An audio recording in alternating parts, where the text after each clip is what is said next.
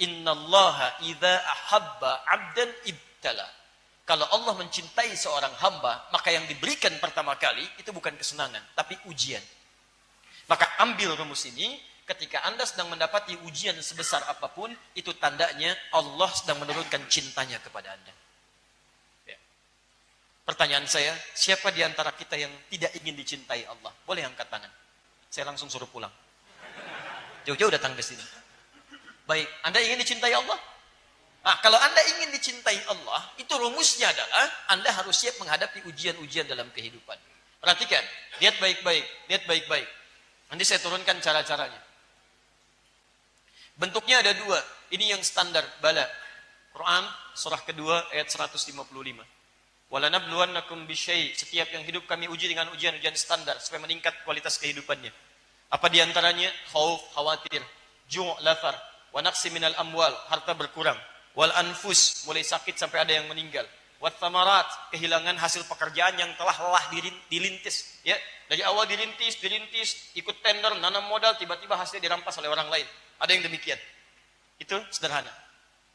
Kalau semakin meningkat ujiannya, semakin besar, maka rumus kalimatnya menggunakan yang ini, ibtala. Di bala ini yang standar, ibtala ini semakin tinggi. Semakin tinggi. Dalam kaidah bahasa Arab ada kaidah berbunyi begini. Ziyadatul mabna tadullu ala ziyadatil ma'na. Kalau huruf bertambah dari yang standar, dari akar kata, ini menunjukkan maknanya berubah lebih tinggi lagi. Ya, bala ini yang standar. Ditambah alif, hamzah wasal dengan ta. Jadi ibtala ini menunjukkan, maaf, ujiannya lebih kompleks. Ketika Allah memberikan ujian kepada Nabi Ibrahim alaihissalam, kalimatnya tidak menggunakan bala tapi ibtala. Quran surah kedua ayat 124, paling kanan di pertengahan. Wa idzibtala Ibrahim rabbuhu bikalimatin. Dan ingatlah, kalau ada kata idz itu bukan berarti hanya diminta mengingat. Ingat itu kan menghadirkan momentumnya supaya kita pelajari apa yang terjadi di masa itu. Seakan-akan Allah ingin katakan, "Hei, kamu pelajari ya. Kamu lihat-lihat ya, seorang Ibrahim yang nabi, yang rasul, yang dekat dengan Allah, disebut dengan Khalilullah, dijamin keluarganya, anak keturunannya nabi, tidak lepas dari ujian. Dan ujiannya lebih berat dibanding kamu. Lihat, begitu berumah tangga, mohon maaf, belum dapat keturunan. Diusir oleh kampungnya, dibakar juga, dilempari juga, berpisah dengan keluarganya. Begitu dapat keturunan pertama harus dipisahkan, harus disembelih dan sebagainya. Dia nabi, dia rasul, dekat dengan Allah, surganya jelas terjamin, keturunannya hampir semuanya nabi, tapi masih diuji oleh Allah. Anda nabi bukan, rasul juga bukan, surga belum jelas, sedekat apa dengan Allah, keturunan gak ada yang jadi nabi, tidak mau diuji, Anda siapa? Dan ujiannya lebih berat dibandingkan dengan kita. Jadi jangan bayangkan nabi tidak diuji, selevel nabi saja ujian lebih berat, dan mereka tidak mengeluh. Masa Anda yang bukan nabi diuji sedikit langsung mengeluh? Coba silakan, Nabi Ayub dikasih sakit, sakitnya tak terlukiskan. Di sini, habis semua. Silakan cek, harta habis dalam sehari. Anak-anak diwafatkan oleh Allah, 12 yang wafat dalam sehari. Anak meninggal semua, harta habis, tubuh kena penyakit. Apa mengeluh? Tidak. Isinya bertanya, Papa kan Nabi kalau dalam bahasa kita.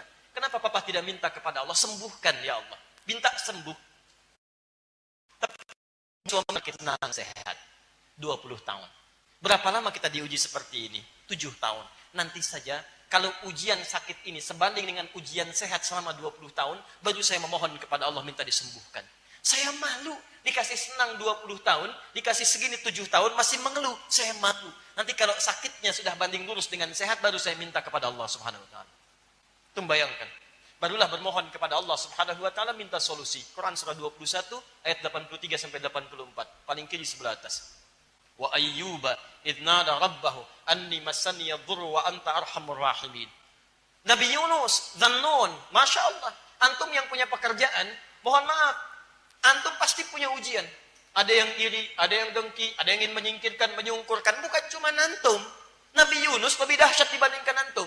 Punya pekerjaan beliau, berdakwah, naik ke perahu, diundi, dilempar ke laut sampai dimakan dengan ikan paus. Ikan paus nelan Nabi Yunus alaihissalam. Apa mengeluh? Apa protes dan sebagainya? Saya tanya kepada antum, siapa yang pernah masuk perut ikan paus? Gak ada. Nabi Nabi Yunus masuk perut ikan paus berzikir kepada Allah. Antum yang ujiannya nggak sampai segitu, kenapa antum meninggalkan zikir kepada Allah? Makanya ketika Allah menyelamatkan Nabi Yunus, Allah tawarkan tawaran serupa. Wa kadzalika nunjil mu'minin. Kalau ada orang beriman mengalami persoalan seperti Yunus alaihissalam. Teman-teman, lihat kalimatnya, ya. Ketika Allah mengeluarkan Nabi Yunus dari perut ikan paus, kalimat Qur'annya tidak mengatakan saya keluarkan dari perut ikan paus. Kalimat Qur'annya mengatakan saya keluarkan dia dari awan gelap yang menyelimuti. Quran ingin memberikan gambaran bahwa ada orang-orang di masa yang akan datang mengalami peristiwa yang tidak sama, tapi substansinya sama. Saya tanyakan kepada Anda, kalau Anda masuk perut ikan paus, gelap atau terang? Sudah pernah masuk? Ya. Sempit atau luas? Pengap, sempit, gelap. Nah ini, Quran ingin memberikan bahasa kiasan. Anda bacanya pakai ilmu balaghah. Di nanti ke depan, walaupun tidak masuk ke perut ikan paus, ada orang tahun dan sebagainya, Masya Allah, luar biasa. Kalau orang lain baru 11 hari, mungkin sudah mengeluh. Anda bisa 11 tahun. Artinya apa? Allah memilih Anda karena cuma Anda yang sanggup, yang lain tidak. Makanya ketika Anda sedang punya persoalan seberat apapun, coba ingat ayat ini. La yukallifullahu nafsan illa wus'aha. Memang cuma saya yang dipilih oleh Allah karena saya punya kesanggupan, yang lain tidak. Saya sering katakan, kalau Anda punya masalah seberat apapun, jangan mengeluh. Ya Allah, why me? Kata Allah, why not? Kenapa tidak? Kamu yang bisa. Jelas ya? Anda punya masalah di kantor, di rumah, dimanapun, yakinkan. Karena memang Anda bisa mengatasi itu. Katakan, saya bisa, saya bisa, saya bisa. Cuman Anda yang mampu, yang lain tidak. Tapi jangan berlebihan, langsung bikin status. Memang cuman saya yang mampu, yang lain tidak. Itu mengeluh namanya. Ya, teruskan. Jelas sampai sini? Baik, kaidah ketiga. Saya berikan kaidahnya dulu, supaya setiap soal bisa menginspirasi kita. Jelas ya? Kenapa Ustadz saya sudah mencari, cuman saya yang belum dapat jodoh sampai saat ini? Oh, karena cuman Anda yang sanggup. Bukan. Ya, kaidah ketiga kita lihat. Kaidah ketiga. Baik teman-teman, fokus baik-baik ya. Satu apa tadi? Oh, kan? Setiap ujian ditujukan untuk meningkatkan kualitas hidup. Kalau sudah paham dengan rumus pertama, antum tidak akan mengeluh insyaallah. Kedua, ujian hanya diberikan pada yang sanggup. Yang tidak sanggup tidak akan dititipkan. Paham? Ketiga, setiap ujian yang sulit akan selalu bersanding dengan solusi yang mudah. Ini rumusnya. Setiap ujian yang sulit akan bersanding dengan solusi yang mudah. Baik, kita hafal ayatnya. Inna ma'al usri yusra. Lihat, fa inna ma'al usri yusra, surat Al-Insyirah, alam nashrah laka sadrak. Kita sudah mengerti dan paham itu ayatnya. Inna ma'al usri, setiap ada kesulitan, yusra, akan bersanding dengan solusi yang paling mudah. Dan sifat Allah tidak pernah menginginkan sulit bagi hambanya. Sifat Allah. Quran surah kedua Al-Baqarah ayat 185. Paling kiri, lihat di tengah ayatnya. Yuridullahu bikumul yusra, wala yuridu bikumul usra. Allah menginginkan setiap hamba itu mudah dalam kehidupannya dan tidak berkehendak setiap hamba mengalami kesulitan hidup. Jadi kalau Anda mengalami kesulitan dalam kehidupan tidak pernah tuntas, yang salah bukan Allah, yang salah Anda karena Anda tidak pernah mau keluar dari kesulitan itu. Atau yang kedua, Anda ingin keluar tapi tidak pernah mengambil cara yang Allah berikan, makanya jadi susah. Itu masalahnya. Nah, rumus ini secara psikologi itu memberikan ketenangan pada jiwa. Kalimat paling gampangnya begini. Bahasa Quran kalau mau diterjemahkan dengan bahasa psikologi, paling gampangnya begini. Begitu punya masalah, katakan, pasti selesai. Insya Allah selesai. Insya Allah mudah. Kalimat meningkatkan kualitas kehidupan. Insya Allah saya sanggup. Insya Allah selesai. Setidaknya memberikan kekuatan pada diri kita untuk menghadapi persoalan dibandingkan mengeluhkannya. Itu kalimat pertama untuk menenangkan dalam jiwa kita. Paham? Jadi kalau sedang punya masalah, katakan, insya Allah, Allah menginginkan yang terbaik untuk kualitas hidup saya. Tidak mungkin Allah menguji kalau saya tidak sanggup. Insya Allah selesai. Insya Allah mudah. Bismillah. Jelas? Tapi masalah tidak akan selesai sampai sini saja. Ini sekedar memberikan ketenangan ketika kita mendapatinya. Lanjutannya, turunkan bentuk ikhtiar dalam mengatasinya. Baik, bagaimana cara ikhtiar mengatasinya? Baik, pertama, pelajari tingkatan masalahnya. Quran surah kedua ayat 214, posisi paling kanan sebelah bawah. Quran surah kedua Al-Baqarah ayat 214. Am hasibtum an tadkhulul jannah Walamma ya'tikum mathalul ladzina khalau min qablikum. Apa Anda dikira akan mudah meraih surga atau kesuksesan dalam urusan dunia sementara Anda belum diuji untuk mendapatinya? Perhatikan, kesuksesan berbanding lurus dengan ujian, baik dunia apalagi akhirat. Apa bentuk ujiannya? Masathumul ba'sa, satu ujian yang sifatnya ringan. Jadi kalau kadar kesuksesannya kecil, maka ujiannya pun ringan.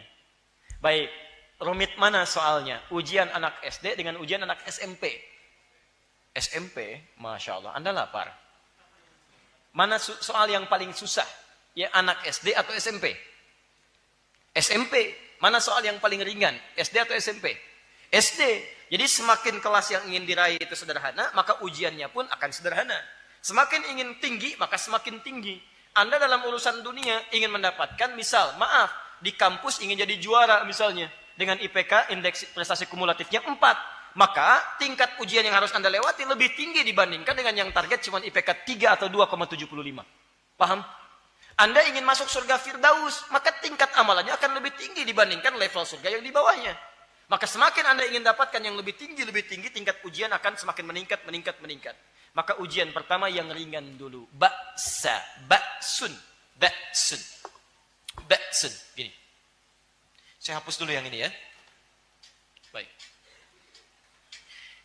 Biasanya ada asikin yang suka menghapus ya. Cuman hari ini barangkali belum ada moodnya untuk menghapus.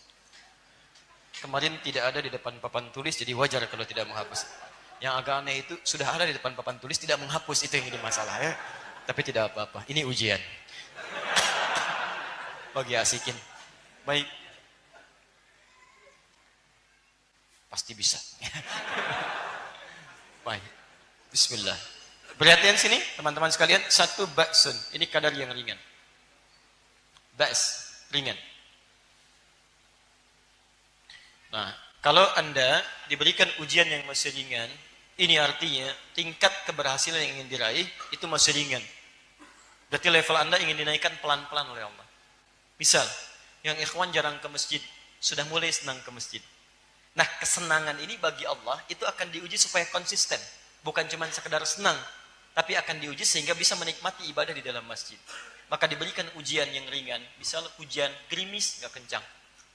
Cuman kasih gerimis. Mau berangkat gak? Ya. Kalau dia masih mau berangkat dengan kasih gerimis, tadinya nggak ada hujan, sekarang hujan masih mau berangkat, maka level kenikmatan ibadahnya akan dinaikkan oleh Allah. Tapi masih ringan. Makanya orang Arab akan berkata la ba'sa, la ba'sa. Nazal matar, la ba'sa fi mushkilah. Hujan turun, nggak ada masalah, saya berangkat. La ba'sa. Disingkat oleh orang kita labas. Lewat. Ringan. Satu. Jadi biasanya begitu Pak. Kalau antum belum ke masjid, tiba-tiba pengen ke masjid, biasanya mojok-mojok dulu, kan? Datang, menyesuaikan dulu. Nanti kasih ujian yang ringan-ringan. Kasih gerimis sedikit, ada pertimbangan enggak? Kalau sudah jalan, bagus. Kalau ada pertimbangan, berarti level antum belum bisa naik nih. Cuman Allah nanti berkenan, nanti dikirim seseorang ngajak, ayo. Kadang dari dalam rumah tuh, istri misalnya, Pak, ayo berangkat ke masjid. Hujan mah, kan ada payung, takut teriak. Oh, Masya Allah. Takut teriak. Luar biasa. Itu berarti masih berkurang ya. Biasanya didorong terus tuh. Kalau naik, di rumah tangga juga begitu. Rumah tangga begitu. Begitu menikah, awal gak ada masalah. Pelan-pelan nanti ada akan ketemu. Oh, kok kebiasaan jadi gak sama kayak dulu ya. Ih, papa gak nyangka ya. Nyangka kan tuh ya. Jadi beberapa bagian akan sesuai levelnya akan naik ringan. Kalau ringan sudah selesai, naik yang pertengahan. Dharra. Sudah mulai ke fisik. Ya. Hujan makin lebat. Hujan deras, masih berangkat gak nih? Ya. Kadang-kadang di rumah tangga juga begitu, makin kencang.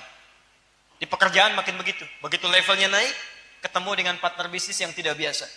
Sudah mulai ada teror, sudah mulai secara fisik macam-macam dan sebagainya. Ini dharra namanya. Itu artinya level kualitas hidup Anda akan diangkat oleh Allah kepada level yang lebih tinggi lagi. Jelas? Berbahagialah kalau Anda mengalami ujian pada yang level tengah ini, maka kualitas Anda di hadapan Allah meningkat, sedang akan dinaikkan pada level yang luar biasa. Paham ya? 3, ini lebih tinggi lagi. Zilzal wa zulzilu. Hatta yaqula ar-rasul walladzina amanu ma'ahu mata nasrullah. Dinaikkan gempa. Sudah hujan, hujannya lebat, ada badai, gempa lagi. Ya, Masya Allah. Hujan, badai, gelap, gempa. Papa mau kemana? Ke masjid. Masya Allah ya. Baik, bisa. Ini luar biasa. Ini tidak mudah. Tidak mudah. Sudah mulai hati terkena. Kalau gempa kan goyang, goncang. Ya ini yang digoncang hatinya. Kalau digoncang fisiknya, antum masih punya pegangan. Tapi kalau yang digoncang hatinya, keadaan normal pun antum akan limbung. Mata gelap, keadaan tidak nyaman, susah dan sebagainya. Wazulzilu. Sampai orang-orang dulu pernah berkata, mata nasrullah. Ya Allah, kapan ini akan berakhir? Demi Allah saya katakan, kalau Quran sampaikan itu pasti terjadi. Ya seperti pernyataan ini. Kapan ini berakhir? Apakah saya teruskan ini atau ada solusi dan sebagainya? Maka kalau Anda sedang berada di level yang ini, maka yakinkanlah pada diri Anda, Allah sedang turunkan cintanya kepada Anda. Anda dinaikkan level yang paling tinggi, puncaknya. Maka saran saya, kalau Anda sedang berada di puncak, Anda jangan turunkan ke bawah. Allah sedang angkat level Anda, kenapa Anda turunkan? Yang paling hebat adalah, kalau Anda sedang mengalami setiap situasi ini, maka Anda cari solusinya. Bagaimana ikhtiar ini bisa dihadirkan solusi untuk mengatasi semua jenis kesulitan yang dimaksudkan. Yang tadi untuk menenangkan hati, yang ini untuk mengidentifikasi kira-kira masalah saya ada di level yang mana. Apakah ringan, apakah sedang, ataukah sulit. Idealnya begini, idealnya setiap tahap kehidupan yang kita alami, antum keluarkan dulu antara persoalan yang mungkin antum hadapi. Kan di Quran ada semua. Misal, antum jadi anak nih, antum akan menghadapi begini. Dengan orang tua akan ada kalimat begini. Contoh, misal antum akan punya rasa kesal pada orang tua, mungkin akan mengeluh. Quran surah ke-17 ayat 23 sampai 27, paling kiri di pertengahan sampai ke bawah. Antum kadang-kadang sudah tidak sepakat dengan orang tua. Bagaimana cara menghadirkan bakti terbaik ketika ada ketidaksepakatan yang berat di situ? Maka muncul solusi. Quran surah 31 ayat 14 sampai dengan ayat ke-15. Kadang-kadang kepercayaan beda. Ada lagi usia sudah 40 tahun lebih, tapi punya masalah dengan orang tua. Ada juga. Seperti apa gambarannya? Quran surah 46 ayat ke-15. Nah, orang-orang yang sebelum mengatasi persoalannya, dia belum masuk kepada masanya. Tapi dia sudah pelajari masalah-masalahnya. Maka orang seperti ini akan lebih ringan mengatasi persoalannya dibandingkan dengan orang yang tidak pernah belajar jenis persoalannya. Sama dengan besok mau ujian, dia mendapatkan kisi-kisi persoalannya. Ini masalah yang akan ditampilkan besok hari. Dari sekian 100, 10 akan muncul. Dia pelajari 100-100-nya. Begitu besoknya ujian, sudah siap dia mengatasinya. Nah, kebanyakan orang, kenapa sulit mengatasi persoalannya? Karena dia tidak pernah mengidentifikasi masalah-masalah yang muncul saat dia akan hadapi di kemudian hari. Makanya saya sering sarankan, antum kalau mau pemuda mau menikah, keluarkan ayat-ayat pernikahan. Ini masalahnya, karakter istri begini, karakter suami begini, masalah yang terjadi begini. Tingkat paling minimnya begini, tingkat yang sedang ini, tingkat yang paling kuatnya seperti ini. Kalau antum bekerja, kata Quran masalahnya akan begini. Ini yang ringannya, ini yang sedangnya, ini yang beratnya. Paham? Kalau sudah antum identifikasi, antum tidak akan kaget ketika mendapati persoalannya. Sama kayak yang disebutkan Quran. Maka tinggal cari bagaimana mengatasinya. Persoalannya di Quran surah kedua ayat 214, solusinya di Quran surah ketiga ayat 142. Ini 214 ini 142. Itu Quran surah 2 ayat masalahnya. Solusinya Quran surah ketiga, dinaikkan, paling kiri di sebelah atas. Dan bunyi awal ayatnya sama persis. Dari sini, nanti saya turunkan solusi untuk pertanyaan yang dimaksudkan. Am hasibtum an tadkhulul jannata. Ya, lihat baik-baik. Dan ketika saya tidak minta dihapus itu juga masalah. Itu masalah, ya. Baik. Ya, semoga Allah mengampuni asikinnya. Baik. Am hasibtum an tadkhulul jannata. Apa Anda duga begitu mudah meraih surga ataupun kesuksesan dalam urusan dunia? Karena jannah itu kalau disebutkan di Quran itu bisa dua.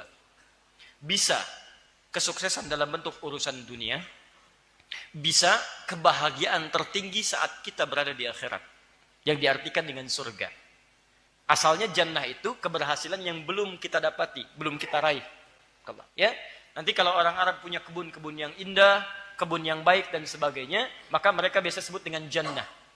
Ya, punya anggur, punya macam-macam dan sebagainya, mereka sebut dengan jannah. Seperti halnya kita ingin masuk surga mendapatkan kenikmatan yang sangat indah disebut dengan jannah. Apa Anda kira begitu mudah meraih kesuksesan dunia apalagi akhirat. Walamma ya'lamillahu alladhina jahadu minkum wa ya'lamas sabirin. Rumusnya cuma dua dalam ikhtiar. Satu, sementara Allah belum melihat sepenuhnya tentang kesungguhan Anda dalam mengatasi ujian dimaksud dan kesabaran Anda dalam melewatinya. Cuma dua kata Quran. Jadi, kalau antum punya masalah, identifikasi, solusinya dua. Satu, jahadu minkum. Kedua, ya'lamas sabirin, sabar. Lihat baik-baik ya. Sekarang fokus, saya turunkan kalimatnya. Jahadu, akar kata yang paling dasar berasal dari kata al-juhdu. Ini akar kata yang paling utamanya. Berarti serius, sungguh-sungguh. Jadi kalau antum ingin mengatasi persoalan dalam kehidupan, antum mesti serius. Jangan setengah-setengah. Antum ingin ujian, ingin lulus besok, serius belajar. Jangan setengah-setengah. Jangan nanggung. Sukses ya sukses. Antum ingin raih tingkat tertinggi dalam pekerjaan, serius antum. Ayo jalani. Serius belajar, serius ikut diklat, serius training, serius. Semua yang dikerjakan dengan serius dan cinta dalam mengerjakannya, itu lebih mudah mencapai tujuan dibandingkan yang setengah-setengah. Nah sekarang bagaimana menurunkan sifat keseriusan itu? Kalimat al-juhdu, nanti kembali kepada bentuk ini, itu terdiri dari 3 turunan. Lihat turunannya. 1, dari sini muncul kata ijtihad. Kesungguhan dalam merencanakan. Buat planning dulu. Punya rencana. Saya besok mau ke masjid subuh. Masjid mana? Petakan. Alhamdulillah, saya mau ke Al-Azhar, Kalimalang. Ustaz, Anda tinggal di mana? Saya di Pekayon. Subuh besok jam berapa? 4? 49, 47, 411, 412. Masya Allah ya. Kayak skor bola aja antum bagaimana. Ya, ambillah tengah-tengah. Misal 410. Perjalanan dari Pekayon ke Al-Azhar. Ya, Al-Azhar di Kalimalang. Berapa lama dari sini ke Kalimalang? 10 menit, 11 menit, 12 menit. Ukur antum punya apa untuk berangkat. Punya motor, 5 menit nyampe. Punya sepeda, 7 menit nyampe. Antum nggak punya motor, nggak punya sepeda. Ya, jalan kaki berapa menit nyampe sana? Bisa 15 menit. Adzan subuh 4:10. Taruhlah kendaraan ini kita tidak punya. Kita 15 menit sampai di sana. Sampai di sana itu kan pas waktu sholat, adzan berkumandang. Bukan baru adzan, kemudian berangkat.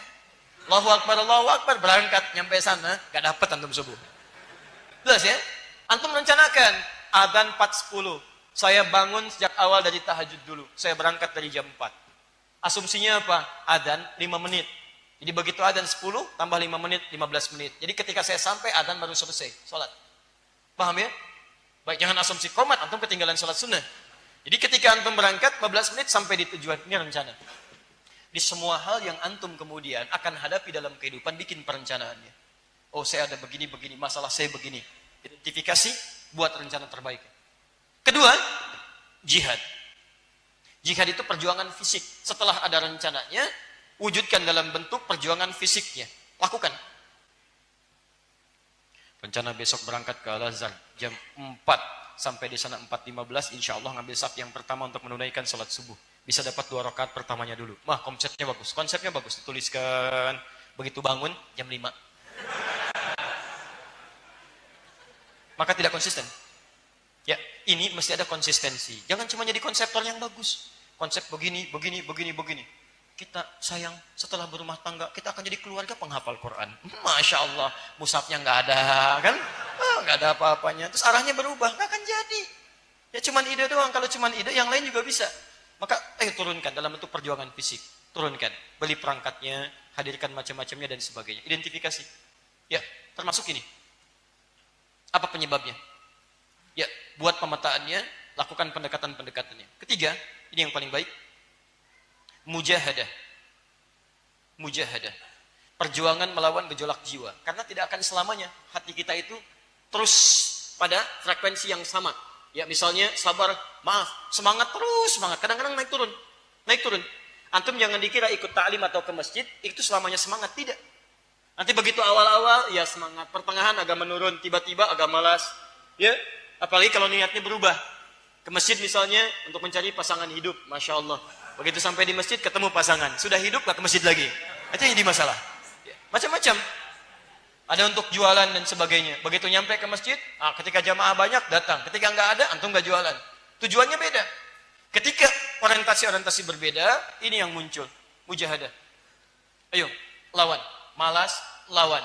Ya, turun semangat, lawan. Begitu antum bisa mengatasi ini semua, ijtihad rencanakan, identifikasi masalahnya, jihad dengan prakteknya, kemudian mujahadah atasi pergolakan jiwa dan sabar menjalaninya. Ketika sabar menjalaninya semua, Allah turunkan solusi. Ini poinnya. Contoh prakteknya. Ini, langsung ke persoalan ini.